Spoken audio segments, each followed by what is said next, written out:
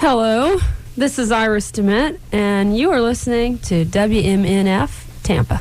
The opinions presented on the Healthy Steps show are the evidence-based opinions of Dr. Fred Harvey, the callers, and his guests. These are not the opinions of the staff, the volunteers, or the board of WMNF. The information provided on the show is not intended to diagnose or treat any disease. There is no implied patient-physician relationship in these calls. The nature of the calls is educational and informational only. My dear and stalwart friend.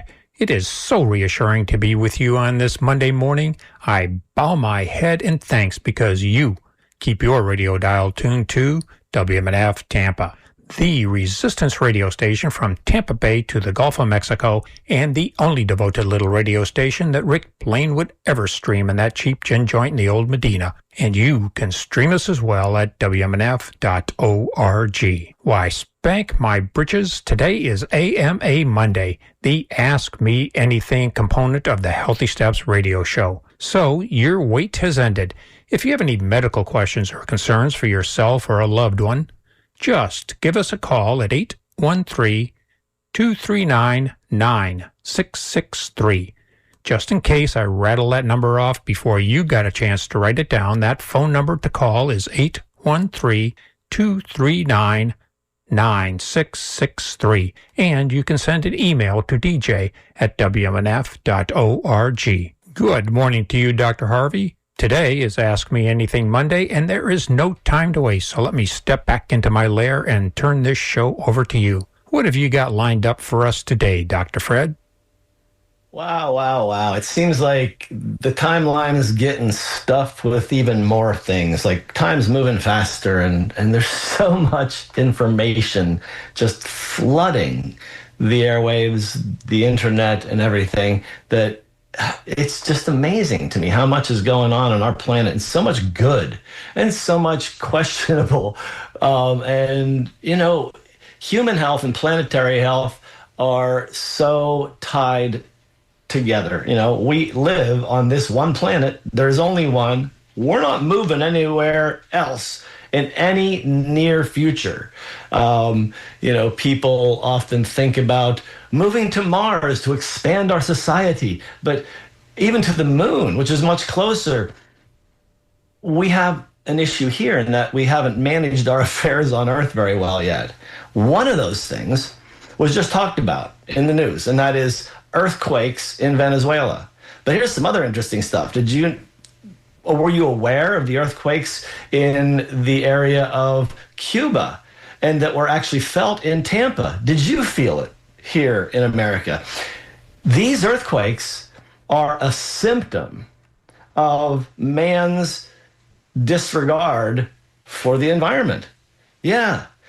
Geophysical research indicates a connection between rising sea levels, which are caused obviously by rising temperatures.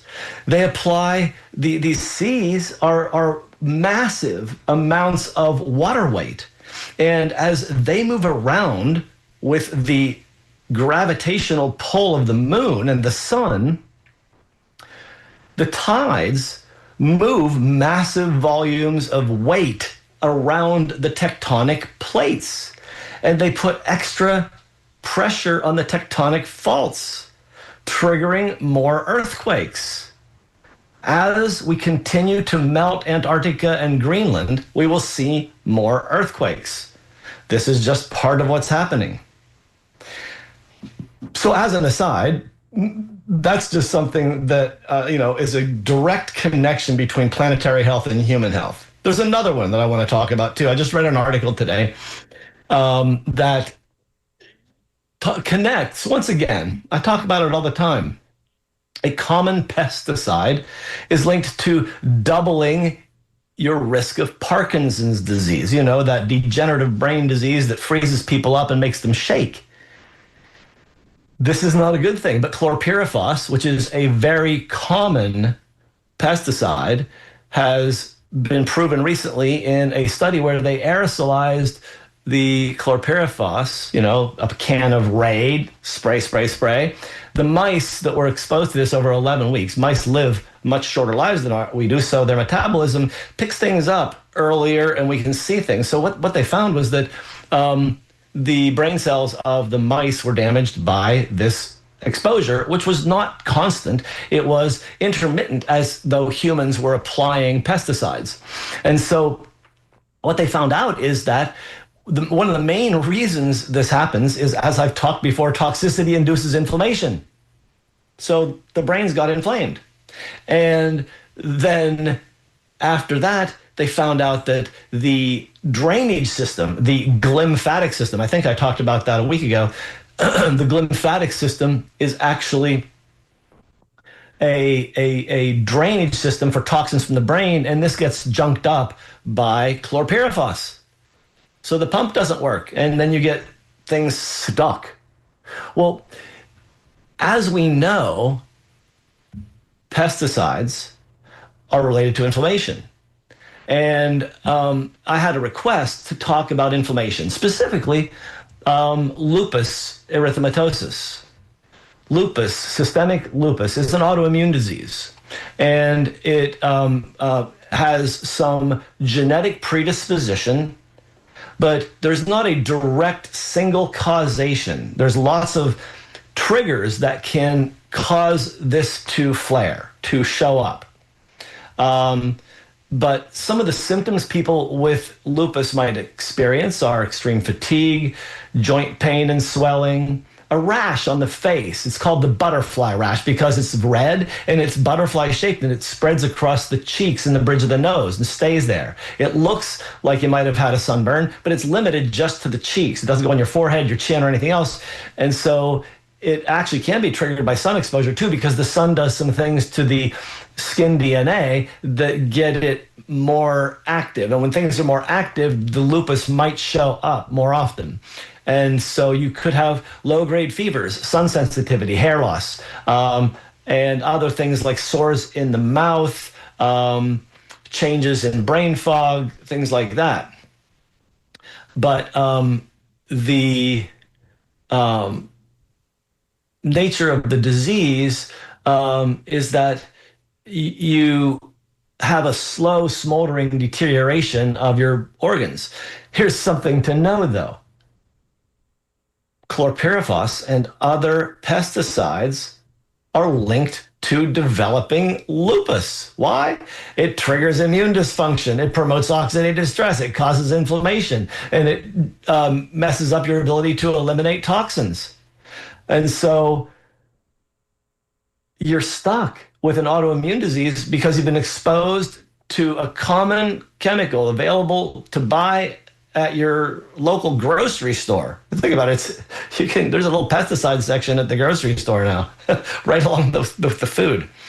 It makes me really question where we're going here. Like we're seeing this evidence, but I don't see that anybody's made a move to ban the chemical yet. And one of the interesting things I saw was, this information is going to lead to more information for treatment.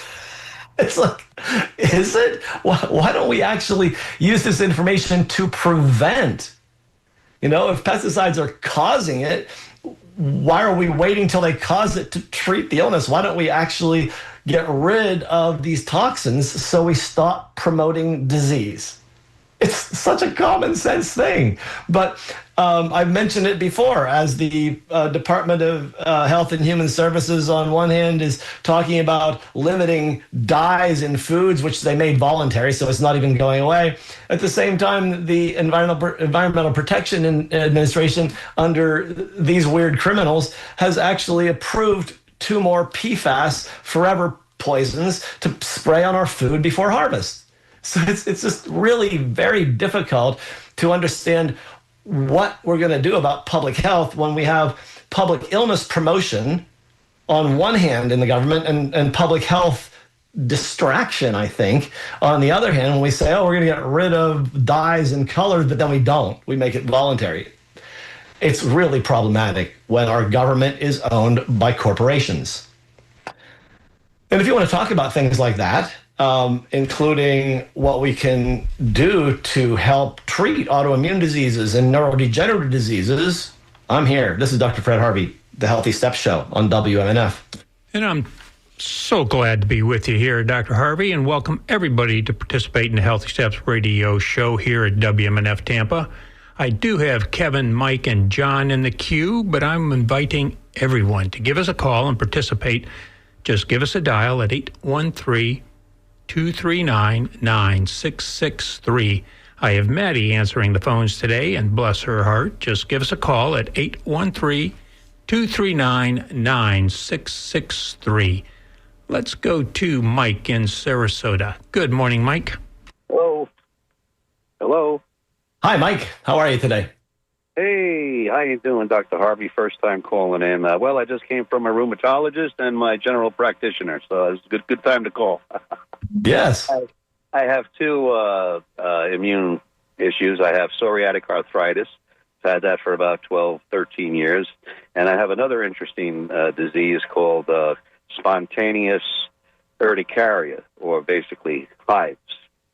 So I've been taking a ABOB called Xolair, Xolair, for that. Every 3 weeks, I inject my stomach with 300 milligrams of the product, and so far that has the hives in suppression. Very good. Which is, yes, it is a good thing. However, now I'm faced with, I went to an ENT for almost a year, and that didn't do any good because he was using the Xhans, which is the stuff for spray to get rid of the polyp.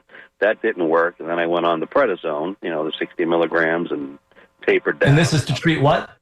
The prednisone. Went on prednisone. For what? What is the ENT treating? Trying to get rid of the polyp in my left nostril. Okay. Which apparently has grown back now. I didn't know they grow back, but it has. And my GP just recommended a new ENT in Bradenton that I'm going to try because I really think I need to have that, what do they call it, reamed out or whatever they do to the polyp. But you Yeah, they excise it. I think they snare them. Yeah. I won't be looking forward to that. No. Got some other issues, with the knees. I'm a 68-year-old man, senior, knees, the hips, the back. I just had 18 injections in my neck over a 2-month period for wow. Yeah, with the last 6 were with ablation, and they put me to sleep. So my neck still does hurt a little bit, to be honest with you. So I guess I'll have to. Yeah, no doubt. So but it is. Spontaneous urticaria, chronic hives, usually indicates a problem in your gut. How's your gut doing? I'm overweight. I mean, and yeah. So the digestion and exposure of the immune system in the gut to different triggers often is part of the urticaria. Sometimes you don't make enough of a natural antihistamine called diamine oxidase in your gut naturally. So has anyone looked at toxicity, inflammation, and other cause for you to see if there's a better way to deal with what's going on? No, they haven't, and I wish I could afford to come to see you, but unfortunately, I know you don't take Medicare, so I'm out of the race on that one. But so what you can do actually is go to ifm.org, instituteforfunctionalmedicine.org, and you can do a doctor search to see if you can find somebody nearby you that does take insurance. There are holistic and integrative doctors all around who have different levels of service. And so it may be possible for you to find a doctor who's willing to do a stool test for you and maybe a gut permeability test. Precision Point Diagnostics has a test where you can look for your histamine level, your diamine oxidase level, zonulin, which is about leaky gut and getting hives. So there's ways of actually evaluating this, and some of these are covered by insurance, some are not. The NutriVal that I use as the basic test to look at your whole system is covered by Medicare. Medicare is great insurance. Probably the best in the United States today. I wish we had Medicare for all. Can I have that website again? I'm going to write it down right now. IFM. .org. Oh, .org. Okay. And there's just doctors on there that in the area I might be able to. Yeah, you can do a 25-mile search, a 50-mile search, and you can look at the doctors that come up. They have profiles, and they'll tell you whether they take insurance, what their specialties are, and I bet you can find somebody you can align with. And I can tell you right now that I just was looking online. I did a search for one of my clients who is up in the north of the Bay Area, and I found a holistic rheumatologist in both St. Petersburg and in Tampa. I looked at their websites, very forward thinking, both female, both have really great ideas. And I think it's worth it to reach out to a holistic rheumatologist who has a bigger bag of tricks than the standard rheumatologist. Right. Well, the Xolair I'm getting through my immunologist. I have to go there every 6 months. Go through the routine, and they just keep getting the refills. I get it for free because I'm poor. But unfortunately, your immunologist hasn't looked for why you have these. They just give you a suppressing medication that screws around with your immune system instead of getting you rid of your hives. Right. Well, it's been 16 years now that I've had them. Well, then you've had doctors that haven't explored why you have them. That's pretty sad. And actually, they are related to autoimmune disease, that I've seen. And so if you can find out some of the triggers for your psoriatic arthritis, you'll find triggers for your spontaneous and continued chronic urticaria. Wow. This is a lot of research here is involved. And for your nasal polyps. If you find a good functional doctor, you're going to get to the root of what's causing all of this inflammation. Wow. Is it gluten? Is it dairy? Is it an environmental toxin? We don't know without exploring. Well, with all the poisons in our soil and foods, it doesn't surprise me. I've been watching a lot of YouTube videos, and I'm shocked by all the fake honey, the fake olive oil, the fake eggs, the fake. Everything seems to be fake. You got to really know what you're looking for. It's called capitalism, dude. I mean, I'm so happy when I get butter, and it has, like I did this weekend, it has 3 ingredients. I was like, wow, now this is butter, and you can actually taste the difference. I mean, it's wonderful. Yeah. But you got to weed yourself through all this other junk that they sell, and it's so overwhelming. But it is. I mean, when you pick up a label and you see that, they put yellow dye number 5 in a product that needs no dye, it's like, why are you poisoning the food? Yes. And I got to tell you something real quick. That's funny. Every time I watch the episode of the Brooklyn Bomber with Jackie Gleason as Ralph Cramden, and they're seen in the pool hall, and the guy's name is Harvey, the big guy, and he says, "Oh, Harvey's a funny name." And the guy comes out, Harvey's like 6'2", and he's like, "Oh, this is my friend Harvey." And he said he makes fun of your name. He said Harvey was a funny name, and Ralph Cramden goes, "Harvey's a lovely name. What do you mean?" Exactly. There was a little guy, and they were bullying him around, and it was just funny, And I don't know if you're familiar with that episode, but no, not specifically. But the honeymooners were fun. Yeah. But the one about the Harvey was his first name. He says, "This is my friend Harvey," and then everything changes. But I wish I could see you. I can't right now, but I know you don't take Medicare, so I'll just I'll follow up on this ifmstuff.org, and I really appreciate your time, and I don't want to take up a lot because I know there's other people trying to call in. Yeah, you're very welcome. And I'd say do a Google search for holistic rheumatology, Tampa St. Pete. There's nobody in Sarasota, but Tampa St. Pete does have some people if you're willing to drive a few miles. Right. Okay, I will. Yep. Have a great day. Time. Yeah. And thanks for your call. Thank you, Dr. Harvey. Bye-bye. Thank you very much there, Mike. And I do have John, Kevin, and Scott on the line, but I am also inviting all of you wayward people on out there to participate in the Healthy Steps radio show with Dr. Fred Harvey here at WMNF Tampa. Give us a call at 813-239-9663. Maddie will take your call, put you in the queue, and you can join those phoners ahead of you. That number, once again, is 813-239-9663. And you can continue to send your emails to dj@wmnf.org. Good morning, John. All of you wayward people on out there. John, could I get you to turn your radio off, please? It's off, sir. Welcome to the show. How are you today? Doing well, John. How are you? Good, Dr. Harvey. How are you today? My question is a two-part question. A friend of mine got diagnosed with either Hodgkin's lymphoma or non-Hodgkin's. What is the difference in that? And they are not treating him for anything yet. And I don't understand that. He hadn't really talked to me a lot about it, so I don't know if they've told him to change his diet or to do anything, but I just didn't understand why I'm not a doctor, but I don't understand why they wouldn't be trying to do some kind of treatment for him. Right. So there are many different kinds of lymphoma because there's many different kinds of white blood cells.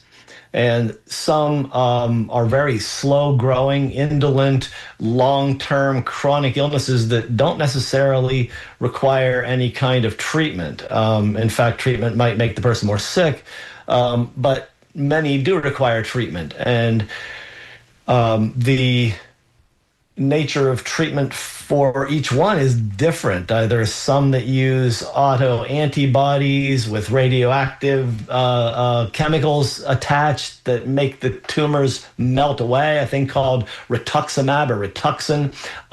Others require complex chemotherapeutics. And chronic lymphocytic leukemia is a slow, indolent, chronic illness that makes your white blood cell count go up a little bit above normal, and it stays there for a long time, and it only becomes treated when the counts go really, really high, which doesn't always happen. And so, yeah, there are different approaches to different types of cancers of all types. What about blood transfusions? Okay, blood transfusions are important when people don't have enough blood, but they aren't a treatment for a lymphoma or a leukemia. Well, I just thought maybe since they had a low white blood cell count. They have a high white blood cell count. Oh, okay. Whatever it is, but... yeah, and so because the genetics of this blood cell line are erroneous and cause excessive growth, it's considered a blood tumor because there's too many cells, and sometimes it gets treated and sometimes it doesn't. But honestly, when a functional medicine doctor approaches any of these people, we look for triggers for inflammation, causes of toxicity, and we try to eliminate triggers for inflammation and toxicity to help stabilize the immune system so pressures are taken away from it so it can function better despite having been under a disease metabolism. Yeah. Okay, well, I'll talk to him more about it and try to find out some more information, and maybe I'm sure he'll talk to me about it, but I just haven't really seen him to talk to him. But I just figured I'd give you a call because I listen to your show every week and I enjoy it. Well, thank you. Appreciate that. Stop by the tip jar if you haven't yet, and have a great week. Thank you, Dr. Harvey. You have a great week also. And thank you for calling on in, John, and best wishes to your friend there. I do have Kevin and Scott in the queue, but if you're listening to this show, you're listening to the Healthy Steps Radio Show with Dr. Fred Harvey here on WMNF Tampa. And I'm inviting you to give us a call at 813-239-9663 to express your medical questions or concerns. Again, that number is 813-239-9663, or you can continue to send your emails to dj@wmnf.org. Good morning to you there, Kevin. Good morning, my Wrangler, and all the staff at WMNF, my community health center. And good morning, Dr. Harvey. How was your weekend? Hi, Kevin. It was a great weekend. How about yours? It was swell. No, it wasn't swell. I had a hot 4 hours out in the sun. I was walking up and down Manti Avenue, holding a sign advertising great clips. But you got to do what you got to do. Yes, you do. So what are you calling about today? Well, so I listened to, Planet Money on 89.7. And they were talking about vitamins and how the vitamin industry is unregulated and and really bogus. But she was saying that it's unregulated because people want that magic pill in wanting vitamins and to cure your health and keep them young or whatever. And Sure. I was wondering two questions. First of all, when it says it's vitamin C, we don't know how much of that is vitamin C and added fillers, right? Well, it depends on what you're looking at. The vitamins that I use are very specific on their labels about exactly what's in there. When you read the back label, I have a vitamin C that I took this morning. It said 1,000 milligrams of ascorbic acid, and it said trace amounts of magnesium stearate. It's a flow agent, and a gelatin capsule. That's it. So I know what's in my pill. Okay, so I'm buying them all over the counter, and she was talking to Mary Nessel. You know who she is, and No. she was saying that if you're going to buy these placebos, make sure you get them from NSF or the other one. So I looked at my label. Well, I think it's interesting that she's calling them placebos. That's a very bizarre thing. It sounds like the person you've been listening to has some really bizarre ideas about reality. Well, She calls the vitamin industry bogus. Well, no, actually, it's not. She sounds pretty bogus with making these weird statements that don't appear to be attached to any reality. okay, so Mary Nessel is an author, and she's a microbiologist.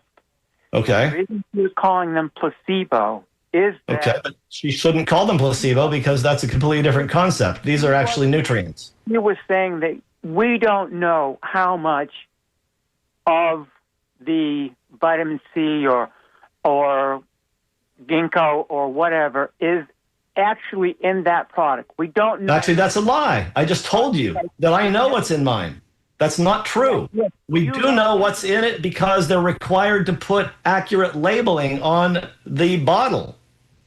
Okay, you know what's in yours because your vitamins come from. No, I know what's in all the vitamins because they're labeled. Now, there are companies that are unethical that actually lie on their label, but the label is to represent exactly what's in there. That is how the food FDA regulates what nutrient supplement companies can do and say. Okay, and so I'm looking at my ginkgo, and it's saying rice flour, gelatin, vegetable magnesium stearate. Okay, so that's all that's in there. Okay. Correct. What my question was that I was wondering what percentage of it is ginkgo and what percentage of it is the fillers. We Well, does the label tell you how many milligrams of actual ginkgo are in there and what the other excipients are? 60. Okay. All right. So Good. So it tells you have 60 milligrams of ginkgo in the capsule. okay, great. I understand now. Okay, and so I should be buying my vitamins from NSF, right? Not You from, should be buying your vitamins from a company that has third-party testing. yeah, And most NSF places do third-party testing. yeah, that's NSF, right? Okay, great. All right, and so going back to Mary Nessel and her statement that these are placebos. They aren't placebos, so we can not go back to that statement. I don't want that statement said again. It's that simple. It's not true. Okay, Dr. Hark. Okay, well, okay, I agree. Okay, so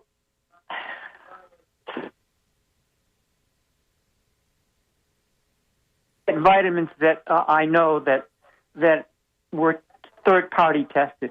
Is it NSF or is there someone else I can go to? I know You can go to the bottle you're picking up and see if it has third-party testing. You can go to the website of the manufacturer and see if they do third-party testing.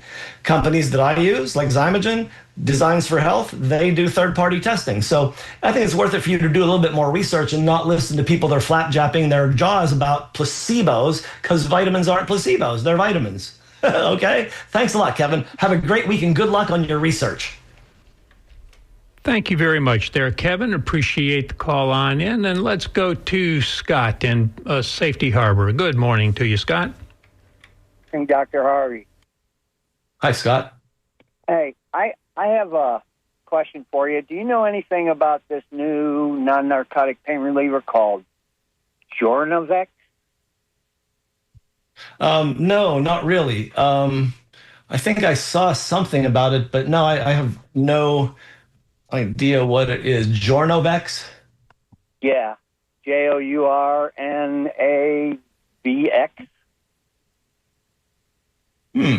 First in class, non-opiate. Let's see, severe pain. It works on pain perception in the brain. Interesting. Yeah. Don't know much about it, but it looks like you might even be able to get it with financial help. They want people on this to get off of opiates. That's the thing is, I went to get it. My doctor prescribed it for me. I went to get it, and my insurance didn't cover it, and they wanted $500 for 30 pills. The financial assistance didn't work because I have Medicare. They don't. And do you have government? They don't help. Do you have a Medicare Part D? I have actually I have a Humana Gold Plus. Oh, so you're on the not Medicare. You're on the Humana Medicare replacement. Right, and they won't. Yeah. Because it's a government replacement, they won't help me financially. I was just wondering, do you know anybody else around that may be able to? I mean, I'd love to try it, but I don't want to spend $500 to figure out. Well, why don't you go to the Jornavix Patient Assistance Program? They apparently have one online. Yeah, I did that. Okay. I just wondered if you knew anything about it. No, that's all I know. Thanks for mentioning it. Yeah. Thank you. Have a great day, bud. You too. Thank you there, Scott, and best wishes to you. I'm always glad when there's a new non-narcotic pain reliever on out there. Absolutely. And thank goodness I don't need any pain relievers right now. My day will come. I've got... Let's hope not. Well, true. Thank you. I've got Pedro, and then Jerry, and then Maria. Let's go to Pedro and Bradenton. Good morning, Pedro. Yeah. Good morning. Good morning, Dr. Harvey. Hi there. I have a question about prostate health. I get a lot of. I'm dealing with prostate issues. I'm almost 80 years old now, and I have a PSA of 6, which is comparing to what the doctor says is not bad for my age. But I'm concerned about more what to do to maintain my prostate health and not let it get worse. I do get acupuncture from my Chinese doctor, and I've been doing that for a couple of years, and do Chinese herbals. I was wondering if there's any else nutritionally or otherwise that would be helpful. Doctors seem to deal with the symptom, not the actual health of the prostate or your health altogether. But do you have anything else that I could be doing?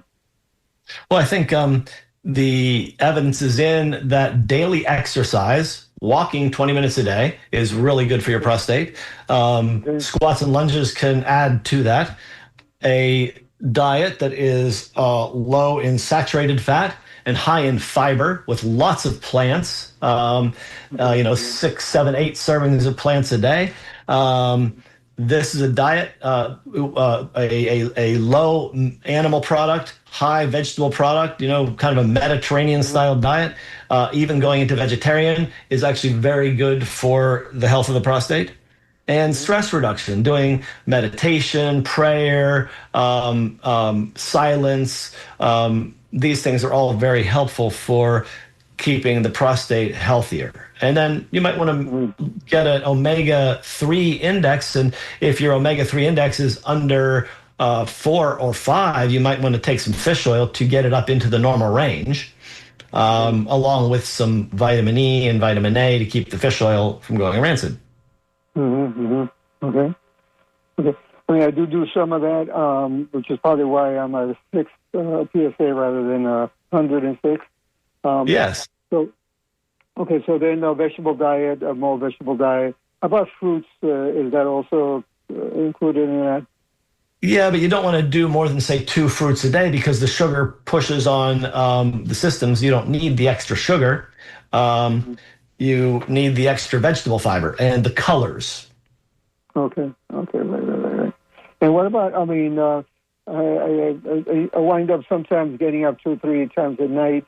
Is that just part of the actual prostate, or is that a urinary tract issue? Or That sounds like you're having normal male prostate issues, and that could respond to something like an alpha adrenergic blocker like tamsulosin, or it could respond to an anti-testosterone drug like Proscar. But I would talk to a urologist about those things. Okay, great. All right, well, thank you very much. I appreciate your help with this. Best wishes, Pedro. Okay, take care. Bye-bye. You too. Yeah, thank you very much there, Pedro. Let's go to Jerry in St. Pete. Good morning, Jerry. Hey, good morning. Thanks for taking my call. So I'm doing the Answer Me Anything, Dr. Harvey, Monday.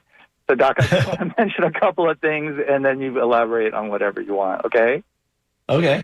One, there's this new show, People's Pharmacy, that had this great thing on gardening, like the health benefits of gardening. The guy was outstanding in the last show, and it's a great adjunct to your show, I think. Very complimentary. Yeah, I've heard of People's Pharmacy before. They've been on for years, I believe. Oh, really? I'm new to it, but I mean, it was amazing. So, but related to that, and you talked about inflammation, was just regular old, you touched on with your last caller, just regular old stress and strain and anxiety caused by our current dilemmas.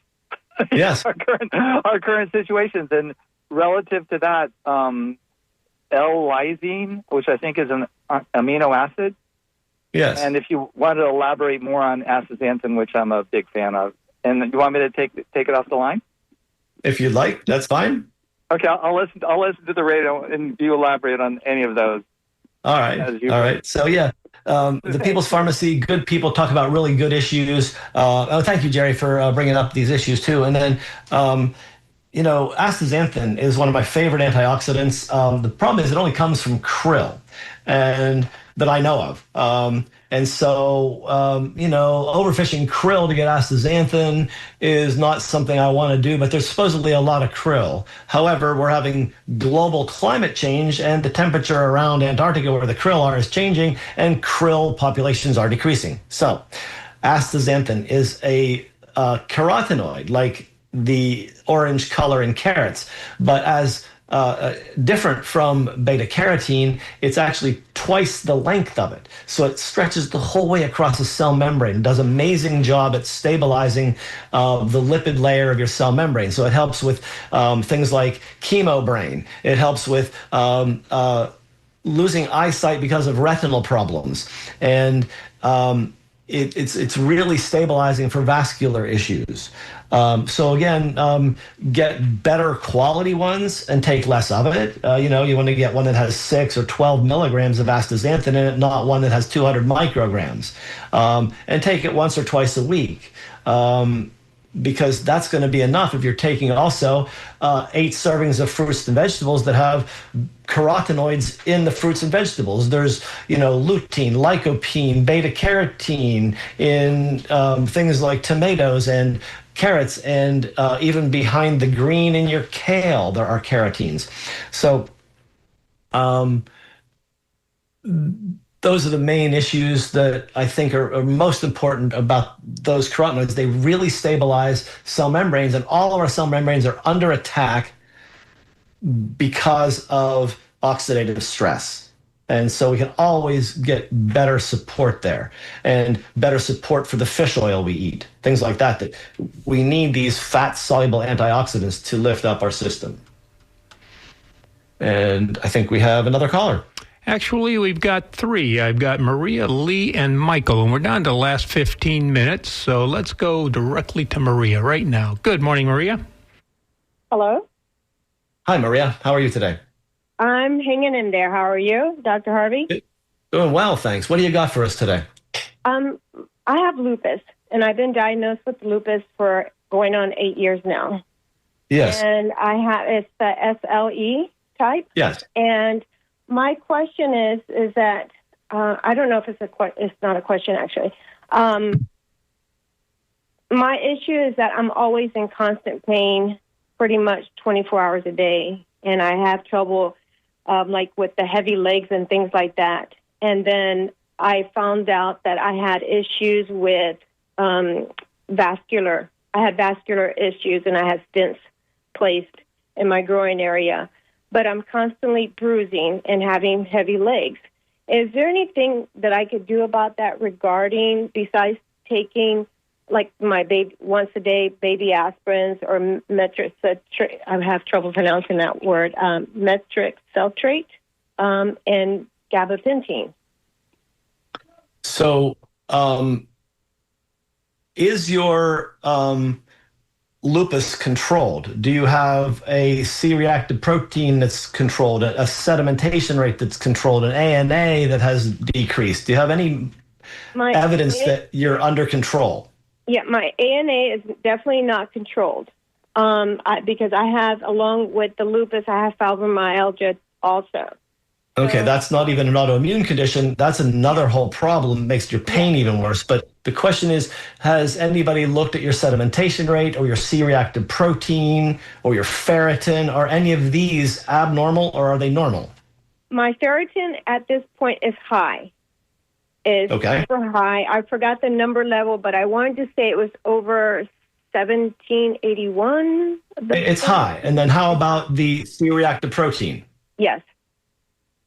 So as far as the what you're telling me is that your rheumatologist is not managing your lupus. You have uncontrolled lupus. Yes. And so I think because you have so much symptomatology, the first thing you need to do is find a rheumatologist that's interested in actually controlling your illness. And you may need biologics, but you need to get the disease under control, and then you can talk about making some other changes. But if you have an uncontrolled autoimmune disease, you need a new rheumatologist. Well, that's what I had spoke to my primary doctor regarding that last week. And I had told her, so I have to go through my insurance and see what's available out there, because I do see one that's in Osmar, and I wasn't happy about it. But then she got me thinking, because she says she doesn't feel like it's lupus. She feels like it could be, if I'm pronouncing it correctly, Sjogren's disease instead. It doesn't really matter what she thinks about that, because what we know is that your ANA is high, your sed rate is high, your ferritin is high, your C-reactive protein is high. So you have an uncontrolled autoimmune disease. It doesn't matter what label is put on it. You have a body on fire. And so you need a doctor to help you with that, because your primary care doctor is apparently unable to do so, and your rheumatologist is unable to do so. And so I think you need to get a better opinion, and maybe if you save up some money, you could see a functional or holistic rheumatologist. There is one in Tampa. There is another one in St. Petersburg. I would do a Google search, find them, make an appointment, and go. Okay. I'm agreeing with you on that, because that's what's been concerning me. It's like I don't feel like they're listening to me. You're being neglected by insurance-based doctors, period. Okay. And I'm agreeing with that exactly, because it's like, oh, we can only do this because of your insurance. And I have two insurance that I use, and I'm thinking, why is there an issue regarding... Because these people aren't paying attention to you and your problem. So you need to be proactive, go out there, do a Google search, find there's one in each town, holistic, integrative style, both female. Their websites look great. I don't know them, but they talk a good game online. Okay. I agree. I appreciate it. Thank you so much. Best wishes with that. Find somebody to help you. Yes, I will. Thank you so much, Dr. Harvey. You're welcome. Bye-bye. Yes, and as he said, best wishes to you there, Maria. Let's go to Lee in Ruskin. Good morning, Lee. Good morning to all. How are you today, Lee? I'm pretty good, Doc. I'm 81 years old. I'm 6 foot. I weigh 170 pounds. I work out on the Total Gym, not too extreme, but every night. I do a leg stretch every night. I only have high blood pressure. Is my only problem. It's under control. But my question to you is, if I sit down on the floor, and I have a hard time getting up because of my joints. Now, I've been working on them, but I see on TV all kind of stuff. I don't trust nothing I see on TV. Is there anything I can do, any treatment for get my joints limber back up at my age? Well, it depends on what's going on with them, but physical therapists can help. Personal trainers can help. There's a lot of different ways to approach it. I'm not sure why the joints are stiff, and it could just be a flexibility program you need. But you also might need something to help lubricate the joints, like some fish oil or some chondroitin or glucosamine. Well, I take fish oil, I eat kale, I eat broccoli. I don't know, but you think? I mean, that's get some physical help. Be your recommendation, wouldn't it? I'd say call up a physical therapist and get an evaluation of your body and get some recommendations about how to get it more mobile. Yeah. Okay. Well, I'll give that a shot. Well, thank you very much. You're very welcome, Lee. Good luck with that. Mm-hmm. Yeah, thank you very much there, Lee. Let's go to Michael in Bradenton. Good morning. Good Michael? day, everyone. Doc, hey there. Can you refresh your memory to a week ago with the bone density test, and you were talking about a lipid panel blood test to reassure certain issues that might arise on seen by the bone density. We were unable to write down what test it was you were advising for. Can you please refresh our memories? Oh, if we're talking about bone health, it has nothing to do with lipids per se. It is proteins. The two tests that I look at are the N-telopeptide, abbreviated NTX, and that is looking at bone loss in the urine, looks for breakdown product of collagen. And then the one that looks for collagen production is the PINP, the N-terminal procollagen peptide. And that one tells us how much collagen you're actually making to go into the bones. And so you can look at bone loss and bone production there. Very helpful. All right, so the first one, can you please run the initials by us again with that N Thomas X? N as in Nancy, T as in Thomas, X. And it's TELOPEPTIDE. N-telopeptide. And the other one is PINP. That is the procollagen peptide. All right. We thank you very much. You're very welcome. Hope that helps. All right. We'll find out. Yes, indeed. Well, there, Doc, it's gone kind of quiet here, but it looks like I do have somebody coming on in. But in the meanwhile, if you've got some emails you'd like to address, I will do that. Here's one. Mike in St. Pete asks if there's anything to do with numbness on the bottom of the feet. So that sounds like neuropathy. Neuropathy has multiple causes. Diabetes is the most common cause, but other things can do it. I think any numbness on the bottom of the feet deserves a workup. Why do you have damage to your nerves? I think that a metabolic workup is really important, and I would not just treat it. I would go and find out why it's there. Here's one. John from Safety Harbor wants to know about issues with iron when using Ozempic. And it's true, the Ozempic will decrease your appetite, so you may have decreased intake. Eating less iron-rich foods would be less. Some studies suggest that maybe iron absorption might be blocked by semaglutide itself, but it also may be something to do with slow movement through the stomach and delayed emptying, so it doesn't get absorbed as well. So yeah, it actually can occur, but I think that treating with just infusions of iron is really not the answer. This is something that's medication caused, and John did stop his Ozempic, which was a good choice. Let's see. This is the person that asked about the blood test. Ivermectin. Angie asks, she keeps reading on Facebook, all people have worms and parasites and should be taking ivermectin. She poo-pooed that until recently, until she got a bunch of health issues, and she'd been gardening, and she has a dog.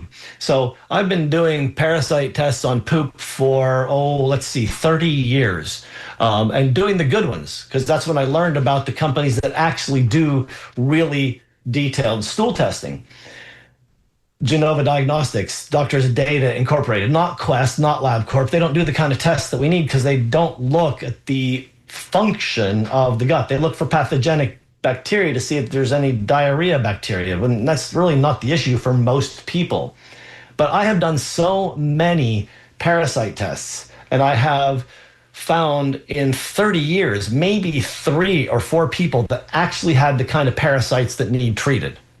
And there are people who are going to argue and say that these tests aren't very valid. You need better testing. And then they go on and do energetic testing. They'll hook you up to some electrodes, and they'll tell you that you have the energetics of parasites. Okay, you may, but then again, everything we eat probably has had a parasite on it. It's passed through our body, and we don't necessarily have them. So that energy just may be that. So I really find it difficult sometimes to convince people that parasites aren't the issue, but I have seen them, I've treated the important ones, and then there's other ones that show up that are commensal organisms or opportunists. They show up when you're ill. They'll live in your body when you're ill, and they won't be a problem. They're just living there because you are not as resilient as you could be. One of those is called blastocystis. People had tried to connect it to chronic fatigue syndrome, but treating blastocystis never got rid of chronic fatigue syndrome. As long as the person still had chronic fatigue syndrome, they still had blastocystis. You couldn't get rid of either one by treating blastocystis. And so that really kind of ties it up. And as far as I'm concerned, liver flukes aren't a problem. And now, if we're living in the third world, or we have people that are in the third world, there's a lot more parasite there. But first world countries that have good sewage treatment don't have much in the way of parasites. We have seen them pretty much eliminated, which is one of the reasons that we have really good longevity in the first world. And here's one. This is a true thing that happens. Michelle had a variety of chemotherapy drugs last year, and she has brain fog now. And we do know that toxicity causes difficulty with cognition. So I would suggest getting a broad-based test like a NutriVal to see what the metabolism is, and maybe even adding on a Vibrant America vitamin test to see the actual levels of all the vitamins, because you'll get depleted. And if we can replete some of the things that are missing, you'll feel so much better. Let's see. Oh, yeah, here's really good. And I'm glad somebody just sent, this person worked at Cyanotech in Kona, Hawaii. Astaxanthin is produced by stressed algae. We can grow it in a tank now from algae. So that's beautiful. We don't have to harvest all the krill. So look for algae-based astaxanthin if you want to keep the environment safer. And thank you, Maddie, for doing the phones today. Thank you, Bill, for producing the show in-house. And thank you, everybody, for calling. These are great calls and great emails. I love to answer your questions, and I'd love to have you answer some questions. If you check out Functional Medicine Florida, you'll find a toxicity and inflammation questionnaire that'll help you understand where you are on the spectrum of functional illness. It'll give you a numerical rating that we can talk about, that you can help understand where your dysfunctions are so that they can be dealt with in real time. And I will be back next week with some more Ask Me Anything. Thanks a lot, folks. And thank you, Dr. Harvey, for another informative and rewarding Healthy Steps radio show. And thanks to all of our participants, listeners, and supporters. You make this show exemplary. You have been listening to the Healthy Steps radio show with Dr. Fred Harvey here on WMNF Tampa. Waiting for you like a dear friend is 5 minutes of NPR headline news, and then get ready for the Sustainable Living Show, hosted today by Annie Ellis. So, until next Monday at 10 a.m., thank you for supporting and listening to the Healthy Steps Radio Show with Dr. Fred Harvey here on WMNF Tampa, your community-conscious radio station. Stay safe, stay thoughtful, and know that you are loved.